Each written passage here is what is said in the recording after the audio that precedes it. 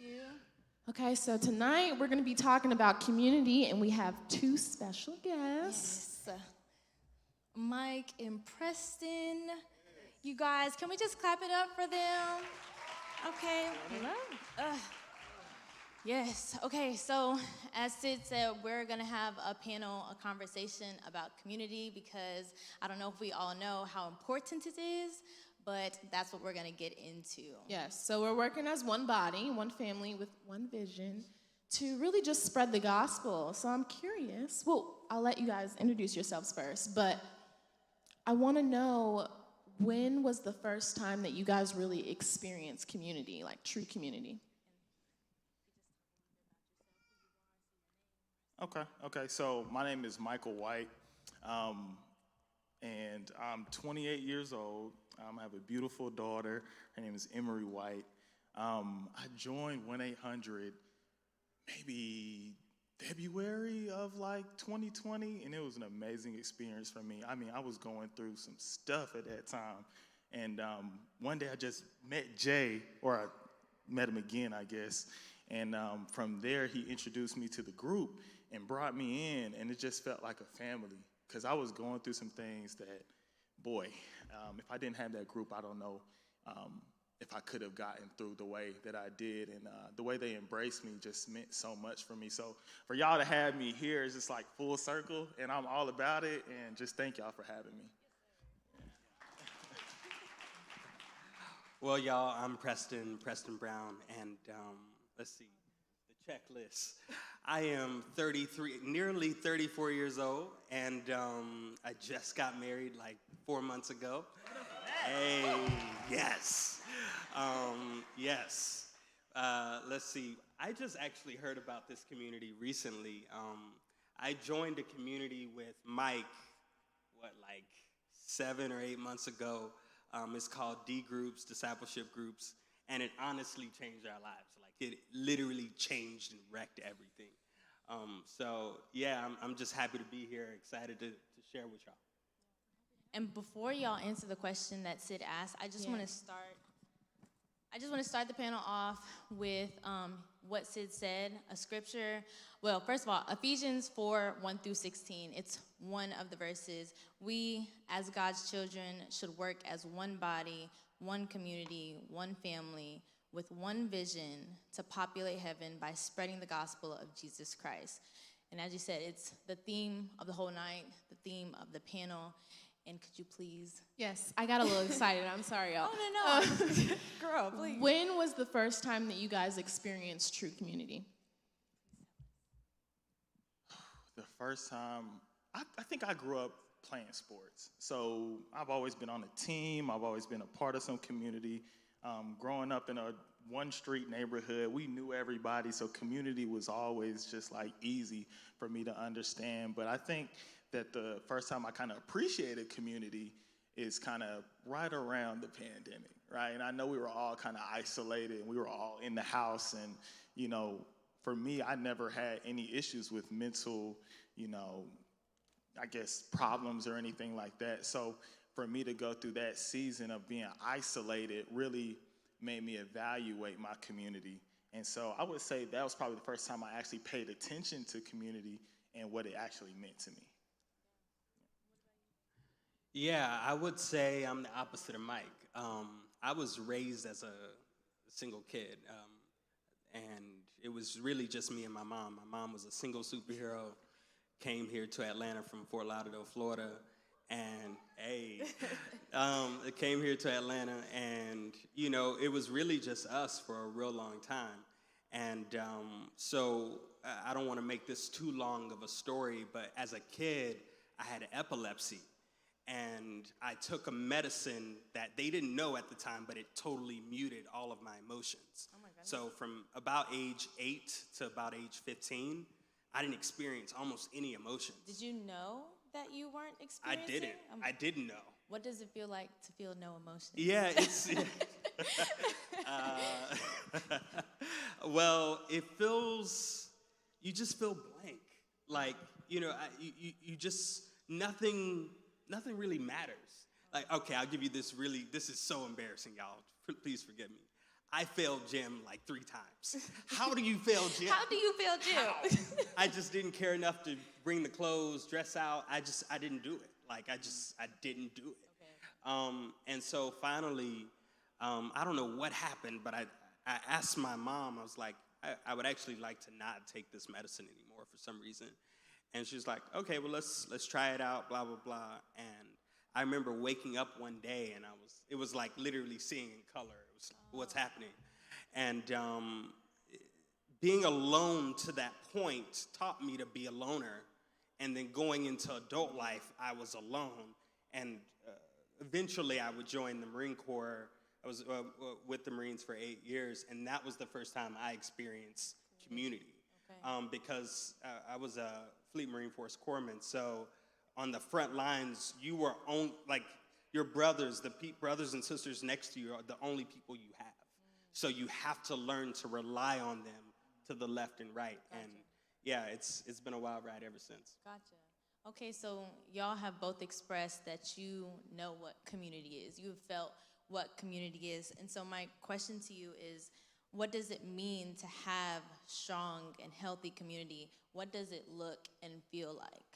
So that someone who doesn't have it can know what it feels like if they find it. I guess I'll start with this one. I kind of did some thinking about this question and this topic before I got here, and I really started to think, what does my community look like, right?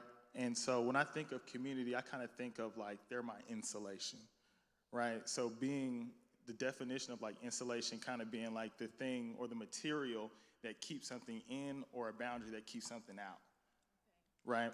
So I'm thinking of my community being that boundary for me, right? So bouncing ideas off of a community, bouncing ideas and thoughts off of somebody before I let them out into the world. And then also before the world can infiltrate and kind of get into my thinking, right, let me have some kind of boundary. So when I think of what a good community is and what that represents to me, I kind of think of a sounding board, almost like somebody or some people that I can talk to and get that stuff out, because when you keep that stuff in, it's just hard to like navigate life in so many different ways. So just like having that place, and for a while there, it was 1-800 on a Thursday night.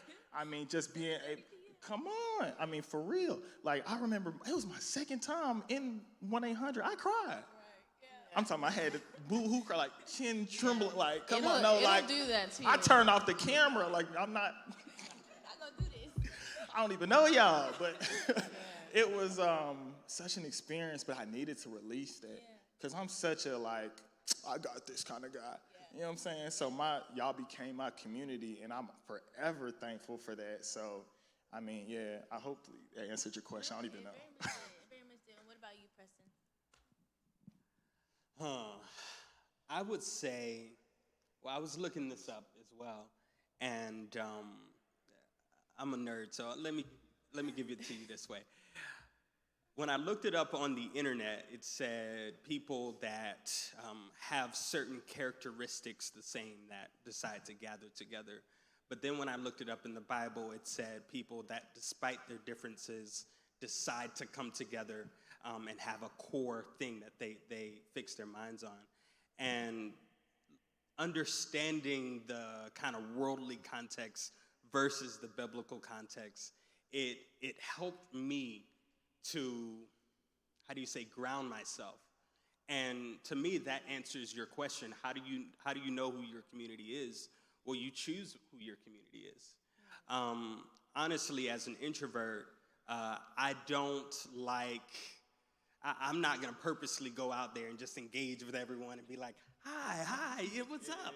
You know what I mean? And so, but also on the other end, I can't expect to just be able to sit back and just expect like people are just gonna come and surround me. And so it is an intentional process, at least to me, that you're searching out a brother, you're searching out a sister, and then when you find them, it just clicks. You know what I mean? Yeah. So that's what Yeah. it means to me. I think that's really good, because I think even with 1-800, I have felt fulfilled in a way that I haven't before, and I feel like a healthy community just feels renewing, you know, like being yourself in a way that you haven't been able to before, you know, and the people that you're around, they nurture that in any way that they can while still being their self. Does that make sense? I totally agree. I totally agree. That's just 1-800. Like, that's how I feel. And for me, it was like I had reached a point in my life where I had almost given up on the idea that you could have true friendship unapologetically, be fully who you are. And so this was, again, I was in another state and I still felt it. So it's been really crazy we're still building on it. So just to deepen our friendships and really bond at events and things like that, which you'll see later. I'm curious too, you talked about really diving into the intentionality of who's in your community. And then for you, you weren't feeling anything for a while. And so I wonder if for you, has that in a way given you a gift where you're able to see that isolation in others and really find a way to reach out to them and what that looks like for you? I'm curious what that looks like. And then for you, just how has that changed how you speak to others about the importance of community? You want to start? No, you go right ahead, bro. All right. Let me think. So, seriously, for me, it's more so about having that, person or those people that you can really reach out to and connect with. I'm so in my head half the times. I can't even hardly move. I'm such a thinker. I have to think before I do something. I have to know all the steps, and I have to be engaged with my mind that sometimes I just forget to move, right? I just forget to connect. And I could be aloof sometimes, and that doesn't feel good when you just reach out to people because you need them. So I know when I'm teetering in the wrong direction, when I start to say okay, I'm really not engaging. I'm more so just doing what I gotta do. I'm just going through the mundane actions. No, let me reach out to Preston. I'll just do that sometimes to be like, bro, what's up? What you got going on? Nothing? Okay, cool. Let's talk. And it just be that. And sometimes for me, and I think you too, we're both introverts. You got to know yourself and make those intentional movements to be okay, I'm going to do little things like that because I know how I can be. Y'all won't hear from me if it's up to me. Y'all just not. But I make an intentional movement to be let me pick up the phone. You know how many times people call me and be like, I ain't heard from you in forever. I know. That's me. But I make it intentional to be you know what? Let me say something. Yeah, that's real. Speaking of isolation, I think it's my default. And literally, not 5 days ago, Mike called me out. He's like, yo, man, you've been isolating, bro. What's up? Hey, what's up, bro? And he was honestly able to speak me out of that place because I didn't know that I had slipped back into that isolationist zone. And honestly, I feel like that is a great definition of a healthy community, is people that are going to call you out and pull you forward and say, no, there's more. And no, you're not going to sit back and be in this small place. You know what I mean? But also, as you said, for a while I didn't feel. So, yeah, it is an interesting view on the world because in so many ways, so many things are still new. And so, and I'm still discovering so many things. But exactly to your point, I'm also able to see and narrow in, no, you're isolating. You're doing this, right? And being able to go up to them and say, I know where you are, I know what you're going through, and you may feel alone, you may even want to be alone right now, but you're not alone, it's a gift from God. 5 years ago, I don't want to drag this out too long, but 5 years ago, I was an atheist. And then within a year, I had a series of life-changing experiences that took place, and God just kept popping up and saying, no, I'm here. No, I'm here. No, I'm here. And what that looked like was people. That looked like people being unapologetically coming up to me and saying, no, no, you're not alone. And no, I love you. And no, I don't really know you, but I'd like to know you, and all of that. And so community literally saved my life, and it saved my soul. And for that, I'll be forever grateful. I got one thing. Y'all, get somebody who's going to get in your business. Like, seriously, like the timid, I'm like, oh, I don't know if I can say that. People, let them go. Get somebody who's going to be nosy. Hey, I ain't heard from you, bro. Where you at? I seen you at church, but you ain't talk to me. Like, what's up? Like, get those kind of people in your life, man. I was reading for this, and I read 1 Thessalonians, I don't know if I'm saying it right, 1 Thessalonians 5:14, and it was like, and we urge you, brothers and sisters, warn those who are idle and disruptive, encourage the disheartened, help the weak, be patient with everyone, right? So be disruptive, right? Not be disruptive, but encourage the disheartened, right? So get involved, right? That means be in your people's lives. Like, don't just let people idly go by. You just be like, oh, I ain't talk to them, cool. They ain't talk to me, I ain't gonna talk to them. Nah, be involved. Get it, reach out. It ain't nothing for you to send a quick text message. Hey, what's going on? So, yeah. That is really good. I actually wanted to ask, because y'all were speaking so much on community and literally just, no, I'm just even saying it's like, good. It's good. yes, it's it's really good. And it's about, y'all touched on going into your isolation, and when you're in your isolation, you are like in your bad times sometimes, depending on what isolating looks like for you. And I feel like when you have community, you're opening yourself up to being vulnerable, right? Because they see that you're isolating, and they're wondering what you're doing in that isolation, and they want to see who you are in that isolation, right? They want you to bring it to the community, go through it with us. But so my question is, why do you think vulnerability is so hard? Why do you think it's hard to let people into that isolation? Why does it feel like it's easier or safer to be in your isolation by yourself?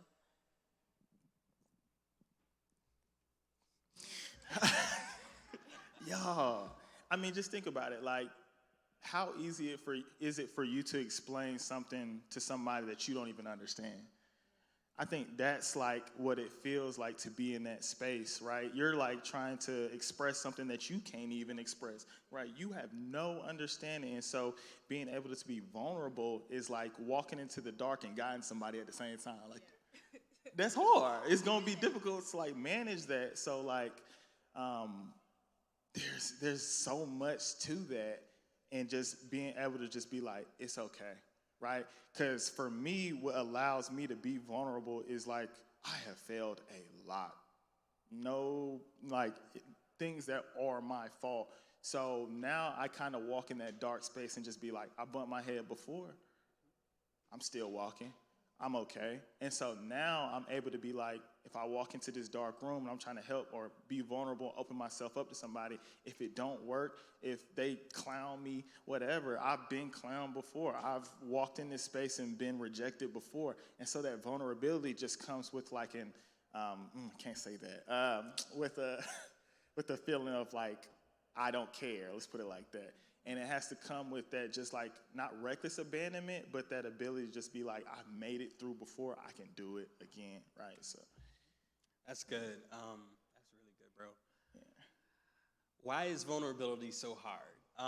I think vulnerability, when Mike told me about this, he told me about a scripture that sat on his heart. And it's from Exodus 3, right? Exodus 4. Exodus 4. And it's the burning bush moment with Moses. And, I think most of us may know that story. And I won't go back to the beginning of it, but basically, God calls Moses in this extraordinary way and all of a sudden, Moses starts talking about all the things that he can't do. He's like, whoa, hold up, wait, you can't be calling me because X, Y, Z, such and such. Also, I stutter. And God's like, hold up, I created you, I know you.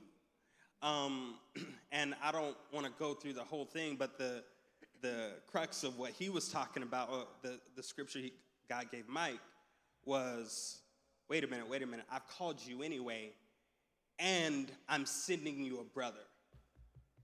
And so ultimately, why is vulnerability so hard? I think oftentimes we're in our heads about all the things that we don't have. We're in our heads about, oh, well, I can't do this, and I'm really bad at that, and so, and blah, blah, blah. 2 years ago, like my wife, my now wife, hallelujah, sent me, it was my birthday, which is in just a few days, just so you know, accepting gifts. And we went to Top Golf. She doesn't know, I can't golf at all, like, cannot golf. So everybody out there, they hitting it. And I'm like, all right, it's my turn. I'm about to go up there. It's my birthday. I'm going to do it, And I did not hit that ball not once, y'all. It was tragic. And I was like, and I was really, really self-conscious. But then I looked around me and I noticed, wow, all these friends are with me. They were laughing. They were, it was an embrace almost. Right. So it didn't matter that I couldn't hit the ball, which kind of sucked. All that mattered was that I was there, we were there together. So yeah, vulnerability is hard, but nevertheless, it is, your community won't care about what you can and can't do. Your community won't care about, oh, is this your weakness, is that your strength, so on and so forth. They're just gonna embrace you anyway, and God's sending you with purpose to them. And sending them to you. So. And it sounds like, from what you said, vulnerability is rewarding when you actually allow yourself to go there, and you look back and you look around and you see that, oh, they're not reacting the way that I thought they would, like laughing at me, they're laughing with me, and it makes you feel that embrace. Okay. It's really funny too, because it's us doing it to ourselves. It's never really the people that we think it is. We think our community is going to make fun of us, but really it's how we feel about ourselves, and that's why it's so important for us to really dive into who God says we are, There's so many things we want to try, or we feel like we're blessed with the gift of, but when it comes down to the moment, we're scared. And so we have to remember that He equips the called, and it's not up to us to decide whether we have that gift or we have the capabilities to do the job. It's just when the job comes, we have to fulfill it. Right, yeah, 100%. Yeah. 100%. Yes, she's speaking. And so we're talking about community, obviously, and people say that when you find love, or as you're seeking love, it's supposed to just come natural and be effortless, the fairy tale. I am a hopeless romantic. But I know that love actually takes a lot of work. Yeah. It takes patience and understanding because it changes and it adapts, and it takes intention, and community is the same way. And so I want to know, when community does get hard, because it will, and it does, because we are people. And it is. Right, and it is. How do you keep yourself from running from community? Come on, Mary, man. How do you keep yourself from running from community?